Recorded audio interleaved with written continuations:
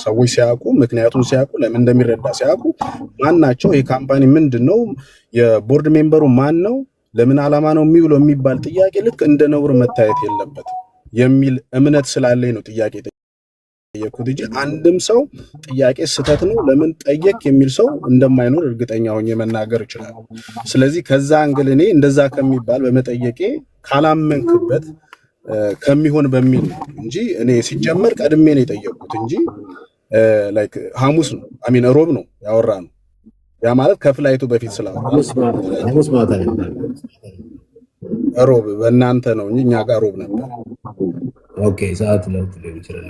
ኦኬ ኤኒዌይስ እኔ ወደ ጥያቄን ላንሳና ጥያቄው እኔ ለህዝቡ ነው ህዝቡ ራሱ የራሱን ስለሚመረምር እዚህ ውስጥ ብዙ ጠበቆች ይኖራሉ የህግ አዋቂዎች ይኖራሉ ሌሎችም ነን ፕሮፊት ይሄ ኦርጋናይዜሽን የሆነ ማህበር ወይም ድርጅት ያቋቋሙ ሰዎች ይኖራሉ የራሳቸውን ጥያቄና የራሳቸውን መልስ ይወስዳሉ። እኔ ያልኩት ነገር ሁሉ ትክክል ነው ማለት አይደለም እናንተም የምትመልሱት እንደዛው ሰዎቹ በራሳቸው እኔ የተወሰነ ጥያቄ ነው ያለኝ አንደኛው ጥያቄ ምንድነው እንግዲህ ሄርትፎርድ ፋውንዴሽን የተመሰረተው በአሜሪካ ነው ስለዚህ የኢትዮ ኢስታንቡል ሆስፒታል ደግሞ ያለው በኢትዮጵያ ነው ሬጂስተር የሆነው እስከማውቀው ድረስ ያው አንድ ኦነር ክሬት እንዳደረገው ወይም አንድ ኦነር እንዳለው እዚህም ስለተናገራችሁ እሱን ጥያቄ አላነሳውምና ስለዚህ ሁለቱ ሀገር የተለያየ አሰራር አለውና ኦዲት የሚያደርገው ማን ነው ማለት ሁለት የተለያየ ሀገር ስለሆነ አንደኛው ነን ፕሮፊት ነው እዚህ ነው ወይም ገንዘብ የሚሰባሰበውና ለኢትዮጵያ ለየትኛውም የህክምና ማዕከል ሲሁሉ ማን ነው ያንን ኦዲት የሚያደርገው ገለልተኛ አካል አለ ወይ ነው የመጀመሪያው ጥያቄ። ሁለተኛው ጥያቄ ኦኬ ይሄ ነን ፕሮፊት የሆነ ኦርጋናይዜሽን ለፕራይቬት ለሆኑ ሆስፒታሎች መክፈል ይችላል ወይ ነው ከተመለሰ መዝለል ይቻላል ችግር የለውም ከተመለሰ ማለት ነው ካልተመለሰ ግን ነን ፕሮፊት የሆነ ኦርጋናይዜሽን ድርጅቶች ፕራይቬት ለሆኑ ሆስፒታሎች መክፈል ይችላል ወይ የሚል ነው። ሌላው ምን ያህል ገንዘብ ለማሰባሰብ አቅዳችሁ ነው የመጣችሁት? ማንኛውም ፕሮግራም በነገራችን ላይ ከገንዘቡ በፊት ፕላን ነው ያለው። አሁን ለምሳሌ ቀደም ሲነገር እንደሰማሁት መጀመሪያ ገንዘቡ ይሰብሰብ ሳይሆን እኔ ገንዘብ ሳሰባስብ የሆነ እቅድ ይኖረኛል የሆነ ፕላን ይኖረኛል ለዛ ነገር ለማዋል ይሄን ያህል ገንዘብ ያስፈልገኛል ብዬ ነው አይደል ታርጌት የማደርገው። ስለዚህ ምን ያህል ገንዘብ ለማሰባሰብ አስባችኋል የሚለው አሁን ላይ አንድ ሰው ጠይቋችሁ ነበር አንድ ህጻን ልጅ በአማካኝ ምን ያህል ይፈጃል የሚለው ምናልባት እሱ ገንዘብ ጥናቱ ከመንግስት ሆስፒታል ነው በግለሰብ ሆስፒታሎች ነው ያንን ቁጥር ያነሳችሁት ማለት ነው ከዚህ እስከዚህ አይ ቲንክ ከ700,000 እስከሆነ 1 ሚሊዮን ብር ያላችሁት መነሻችሁ ከምንድን ነው ከፕራይቬት ሆስፒታል ነው ከገቨርንመንት ጋር ንጽጽር ተሰርቶ ነው የሚለው ነው። ሌላው ከሌሎች ተመሳሳይ ተልእኮ ካላቸው ወይም ድርጅቶች ጋር በጋራ ተሰራላችሁ የሚለውን አሁን ሰራለን ነው ግን ደግሞ ዛሬ አንድ መግለጫ አይቻለሁ በኢትዮጵያ የልብ ህሙማን ማዕከል መርጃ ማዕከል ህፃናት መርጃ ማዕከል ላይ መግለጫ አውጥቷል። ያ መግለጫ የሚለው ከዚህ ድርጅት ጋር ምንም በጋራ ምን ሰራው ነገር የለም ነው የሚለው እያለ ያለው እሱን ማየት ይቻላል ፔጃቸው ላይ ተለጥፏል። ስለዚህ ሁለቱም አንድ ዓላማ ካለው ምናልባት የሚመጋገብ ከሆነ አንድ ላይ መስራት የለባቸውም ብላችሁ ታምናላችሁ ወይ ነው ሌላኛው ጥያቄ። ከዛ ውጪ ቅድም ተነስቷል እሱ 100 ልጅ ኦኬ እሱን በገንዘብ ማስቀመጥ ይቻላል።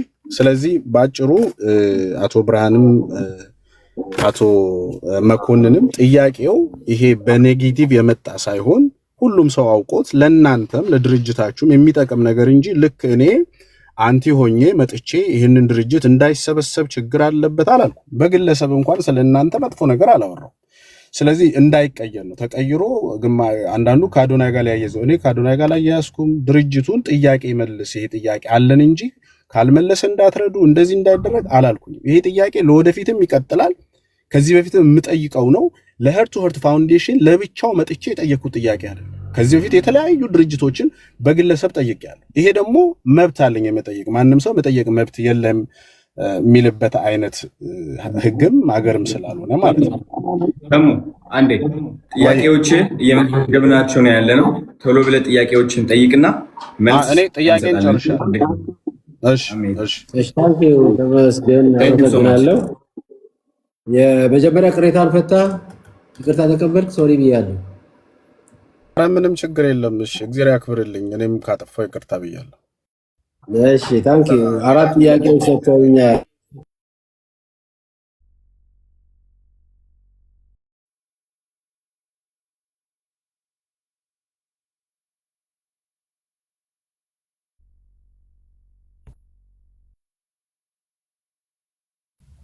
ይሰማል ድምጻችሁ?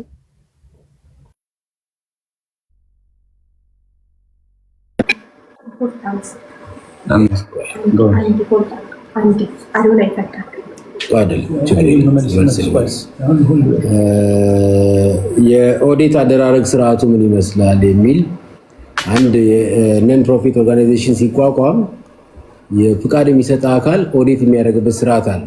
የአሜሪካኑ በአሜሪካኑ ህግ ይደረጋል። ወደ ኢትዮጵያ ደግሞ ፈንድ ሲያደርግ የአሜሪካኑ ኤንጂኦ ወደ ኢትዮጵያ በሚልክበት ሰዓት ኢትዮጵያ ሲገባ ራሱ ከታክስ ነፃ ከማድረግ ተነስቶ ገብቶ የሚውልበትም ጭምር የት እንደሆነ የኢትዮጵያ መንግስት ደግሞ ያደርጋል ማለት ነው። ስለዚህ ሀርትወርት በአሜሪካንም በኢትዮጵያም የተመዘገበ ድርጅት እንጂ በአሜሪካን ብቻ አይደለም። በዛም ሀገር ሀርትወርት ፋውንዴሽን የሚል ላይሰንስ አለ። ስለዚህ ለኢትዮ ኢስታንቡል ብቻ እኮ አይሰጥም እኮ። ቅድም ተሙ ሰምተህ ከሆነ ለምሳሌ ኢትዮጵያ ውስጥ ከተለያየ አቅጣጫ ትራንስፖርት ቸግሯቸው የማይመጡ ልጆች አሉ። እንደ ከወላጆቹ አንደበት ማርች 21 ከተገኘ ቪዲዮ ዶክመንተሪ ስለሚቀርብ በደንብ ታየዋለህ። ከወላጆቹ አንደበት ብትሰማ ከአዲስ አበባ ከ1000 ኪሎ ሜትር በላይ ተጉዘው የሚመጡ ልጆች አሉ። ወላጆች ዳሃዎች ገንዘብ የላቸውም። ትራንስፖርት በጣም ችግር ነው ታውቃለህ። በቃ በጣም ችግር ነው። ከዛ መተው ደግሞ በአንድ ጊዜ አይሆንላቸው፣ ወረፋ ጠብቀው አልደረሳቸውም ተብሎ ይሄዳሉ። በተጉላላ በትራንስፖርት ነው የሚመጡት። ስለዚህ ጥናት እያደረግን ያለ ነው። ሀርትወርት የተቋቋመበት ምክንያት ባይዘው ይሄንን የህፃናቶችን ሕክምና ከኢትዮ ኢስታንቡል አውጥቶ ራሱን የቻለ እንዲሆን የማድረግ ስራ ነው ያለው። ለምሳሌ ቅድም የልብ ህሙማን ማዕከል ከአንተ ጋር አልሰራም ግንኙነት የለኝም ብለዋል አለ። በፊት የነበረው ዳይሬክተር ከኔ ጋር በደንብ አድርጎ ይሰራል። መስራት ብቻ አይደለም፣ እኛ ስንቸገር እነሱ ያውሱናል፣ እነሱ ስንቸገሩ እንበዳደራለን። አልፈን ተርፈን ፔሸንት ጠይቀን አልሰጠንም። እሱ ይሁን ሌላው ዳይሬክተር ይሁን አላውቅም። ከጥቁር አንበሳ ፔሸንት እንጠይቃለን፣ እንወስዳለን፣ እናክማለን። እኛ የልብ ማዕከል እኮ ማህበር እኮ ነው። በቃ አሁን እኮ ደስ ሊለው ነው የሚገባው። ከጣሊያን ሀገር የሚመጣው 50 ሰው ሊያክም ነው እኮ ነገ። አሁን ኤፕሪል 24 እኮ ትከታተላለህ ዜናው። 50 ሰዎች ከሚታከሙት እኮ 25ቱን እኮ መንግስት ሆስፒታል እንዲያክም እኮ ፍቃድ እየጠየቁ ነው ጥቁር አንበሳ። ከጥቁር አንበሳ ባይዘው እዚህ ጋር ግልጽ ይሁንላችሁ፣ የልብ ህሙማን ማህበር የሚባል አለ። ህመምተኞቹን በማህበር አሰባስቦ ቁጥር እየሰጠ ልክልሃለሁ፣ በውስጥ በአንተ ስልክ ልክልሃለሁ እንዴት እንደምንከባበር። እነኛ ልጆች ከዛ መዝገብ ላይ ነው የምንወስደው እኛ። የልብ ህሙማን ማህበርና የልብ መርጃ ማህበርን አናቀላቅለው። ያኛው የህክምና ሴንተር ነው። ዶክተር በላይ አበጋዝ በጣም ማደንቃቸው ብዬ ግድም ገልጬልሃለሁ። በጣም አርቲስት ማናት ልጅ፣ በጣም ጥሩ ልጅ የምትሰራ ልጅ አለች። እኔም ደውዬ አንድ ጊዜ አብረ በጋራ እንሰራለን ብዬ አናግሬያታለሁ። መሰረት አርቲስት መሰረት በጣም አፕሪሼት ማድረገው ቦታ ነው። የጎበኘሁት ቦታ እኮ ነው። እኔ ጋር የሚሰሩ ሐኪሞች እኮ እዛ ይሰራሉ እኮ። እኔ ጋር ሰርጀሪ የሚያደርገው ሐኪም እኮ እዛ ሄዶ ሰርጀሪ ያደርጋል። ከዚህ በላይ ምን ግንኙነት አለ? ሄጄ ሜዲካል ዳይሬክተሩን ላላቀው ይችላለሁ። እሱን አላወቅኩትም ማለት ግን እዛ የሚሰራው ሐኪም እኔ ጋር ይሰራል ማለት አይደለም። እዛ ወረፋ የያዘ ልጅ እኔ ጋር መጥቶ ሊታከም ይችላል። ከወረፋ ላይ መውሰድ እንችላለን። እኛ እኮ በግላችን ያልመዘገብነው ለምን መሰለህ? አድሎ እንዳይኖር እዛ የተሰለፈ ሰው እያለ ሌላ ሰልፍ እንዳናሰልፍ እንጂ በነፃ ሕክምና አለ ብለው መቼም እንኳን የተቸገረ ሰው አይደለም ሀብታም ሳይመጣም ነው። ስለዚህ ከልብ ህሙማን ማዕከል ማህበር ነው። ልክ እኛ እንደምናቋቁመው የዛሬ ስንት ዓመት ዶክተር በላይ አቋቋሙ። የልብ ህሙማን ማህበር በቦርድ የሚመራ እኮ ነው፣ የመንግስት አይደለም። አንድ በጎ አድራጎት አቋቁሞ ቦርድ የሚመራው ማህበር ነው። ጥቁር አንበሳ ግን የልብ ህክምናው የመንግስት ነው፣ የመንግስት ነው። የልብ ህመምተኞች ማህበር ደግሞ ዶክተር አቶ እንዳለ የሚመራው ፕሬዚዳንት ሆኖ የሚመራው እኔ ጋር አግሪመንት ከኢትዮ ኢስታንቡል አግሪመንት አለው። ይሄ አግሪመንት መቼ መሰለህ? የዛሬ 2 ዓመት 3 ዓመት አካባቢ በፊት የነበረ አግሪመንት አለ። ስለዚህ አዲስ የሆነ አይደለም። ስለዚህ ከጥቁር አንበሳ አሁን ደግሞ ከዚህ 1 ዓመት መካከል ውስጥ ዲቦራ የሚባል ፋውንዴሽን አለ። ይሄ ዲቦራ የሚባለው ፋውንዴሽን ዳውን ሲንድሮም የዚህ የአእምሮ እድገት ውስንነት ያለባቸው ልጆች የሚያሳድግ ተቋም ነው። እነኛ ልጆች በተለይ በጣም ብዙ ህመምተኞች አሉ። ባለቤቶቹ እዚህ ሊሰሙ ይችላሉ፣ አሁን ምስክር ናቸው። ከዛም ወስደን እኮ በደብዳቤ ወስደን አክመን እንመልሳለን። ስለዚህ ከአንድ ተቋም ጋር ተመሳሳይ ተቋም ነው። ምናልባት ያ ተቋም የኛን ዓላማ ሳይሰማው ተቃውሞ ወጥቶ ከሆነ እኔ ያዝንበታለሁ። አጋዥ ያገኘው ብሎ አፕሪሼት ማድረግ የሚገባው ተቋም እኮ ነው። ለማገዝ እኮ ነው የሚመጣው። ቁጥር እኮ ነው የሚቀንሰው። ለምን ህፃናቶቹን አናስቀድምም? የኔ የሚባለው ነገር ምን ይሰራል እዚህ ላይ? ምንም ኢትዮ ኢስታንቡል እኮ እውነቱን ልንገር አይደለ 113 ልጆች ሲያሳክም እኮ የረዳው ሰው አልነበረም። ጓደኞቻችን እየመጡ ነው ያሰሩት። ቅድም እንዳልኳችሁ እርዳታም ጥየቃ አልወጣንም። በፍላጎት ላይ የተመሰረተ ነው። እኔ ግን ሳየው የልብ ህክምናው ከፍተኛ ገንዘብ ይፈልጋል። በጣም ብዙ ገንዘብ ይፈልጋል። ንግድ ነው የተቋቋመው። የሰራተኛውን ደሞዝ መክፈል እንዳይችል ነገ እንዲከስር መሆን የለበትም ያ ድርጅት። ዛትስ ዋይ ህክምናው እንዲቆም አልፈልግም። ሄርት የሚባል ኢንሹራንስ ኤድ ይቋቋምና ከኢትዮ ኢስታንቡል ወጥቶ ለብቻው ይመስረት፣ ሴንተር ይኑረው። ልብ ማዕከል ዶክተር አበጋዝ ዶክተር በላይ በጣም ብዙ ችግር አልነበረባቸው። በጣም ሲለምኑ አንድ ብር ሲሉ ተቋቋመ። ደስ የሚል ታሪካቸውን አስቀምጠው ሄዱ። አሁን እሳቸው የሉም፣ ቦርድ ውስጥም የሉም እሳቸው። ልብ ማዕከሉ ግን አለ። ነገ ሄርት ሴንተር ሲቋቋም እኔ ላልኖር እችላለሁ። የልብ ማዕከሉ ግን ሌሎች ቦርዶች እየመሩት ይቀጥላል። ስለዚህ እኔ በጣም ደስ የሚል ነው። አንተ የምታነሳው ጥያቄ ለማህበረሰቦቻችን በደንብ ግልጽ የሆነ ነገር ያደርግልናል። እንዲህ አይነት ጥያቄ ሲነሳ በደንብ እንዳስረዳ ይሆናል። እኔ በጣም እንጆ ያድርጌ ነው የምነግርህ ተሙ።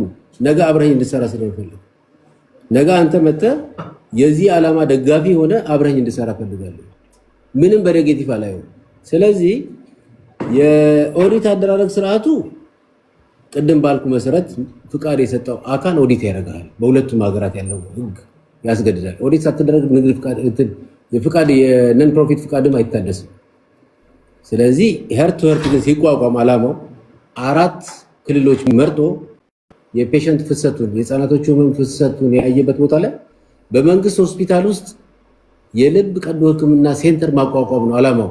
ገብተህ ብታይ ያ ሲቋቋም ምን ይሆናል መሰለህ? ትራንስፖርት የቸገረ ሰው እዛው ይታከማል። አይመጣም፣ በትራንስፖርት ችግር አይወድቅም። የወስጥበት አይኖርም፣ መጉላላት አይኖርም። ስለዚህ ሊደነቅ የሚገባው ምን መሰለህ? ግል ተቋም ሆኖ ሰው አይርዳ የሚለው ህግ የለም። የግል ተቋም እንደውም ይበረታታል። ሌሎች የግል ተቋማት ሁላችንም በአመት 100 ልጆች ብናሳክም እኮ ብዙ ግል ተቋማት አሉ፣ እያከሙ እየሰሩ ያሉ ሰዎች አሉ። አፕሪሼት የምናደርጋቸው ሄደው በየክፍለ ሀገሩ የሚያክሙ ሰዎች አሉ። እኔ ብቻ አይደለሁም እኮ ይሄ